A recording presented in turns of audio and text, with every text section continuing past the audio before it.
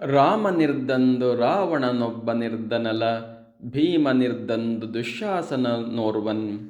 ಈ ಮೈಯೊಳು ಅನ್ಯಾಯಕಾರಿ ಇಲ್ಲದದೆಂದು ರಾಮ ಭಟನಾಗು ನೀ ಮಂಕುತಿಮ್ಮ. ಲೋಕರೂಢಿಯಾಗಿ ನಾವೊಂದು ಮಾತನ್ನು ಎಲ್ಲರೂ ಕೇಳಿರ್ತೀವಿ, ಕಾಲ ಕೆಟ್ಟೋಯ್ತಪ್ಪ ಅಂತ. ಅದಕ್ಕೆ ತಿಮ್ಮಗುರು ಹೇಳ್ತಾರೆ, ಕಾಲ ಕೆಟ್ಟೋಯ್ತು ಅಥವಾ ಅನ್ಯಾಯ ಮಾಡುವವರ ಸಂಖ್ಯೆ ಜಾಸ್ತಿ ಆಯಿತು, ದುಷ್ಟ ಜನರ ಸಂಖ್ಯೆ ಜಾಸ್ತಿ ಆಯಿತು ಅನ್ನೋರಿಗೆ ಹೇಳ್ತಾರೆ, ಎಲ್ಲ ಕಾಲದಲ್ಲೂ ಕೂಡ ಅನ್ಯಾಯ ಮಾಡೋರು ದುಷ್ಟ ಜನರು ಇದ್ದೇ ಇದ್ದರು. ರಾಮ ನಿರ್ದಂದು ರಾವಣನೊಬ್ಬ ನಿರ್ದನಲ್ಲ.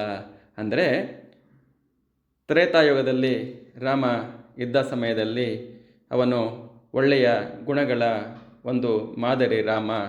ಅವನ ಟೈಮಲ್ಲಿ ರಾವಣ ಇದ್ದ.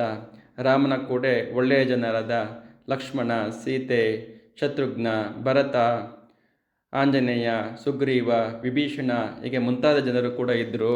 ಅದೇ ರೀತಿ ರಾವಣ ದುಷ್ಟತನದ ನಿದರ್ಶನವಾಗಿ ಇದ್ದ. ಅವನ ಕೂಡ ಕುಂಭಕರ್ಣ ಇದ್ದ, ಮಾರೀಚ ಇದ್ದ, ಶೂರ್ಪನಖಿ ಇದ್ದ.